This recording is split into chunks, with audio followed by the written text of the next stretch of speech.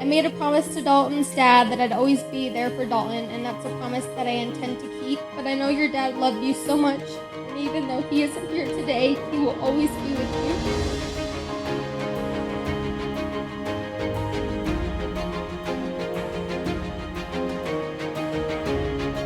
Over the years, they've just grown closer and closer, and their love has shown to just grow stronger and stronger, and I'm happy to have been a part of that.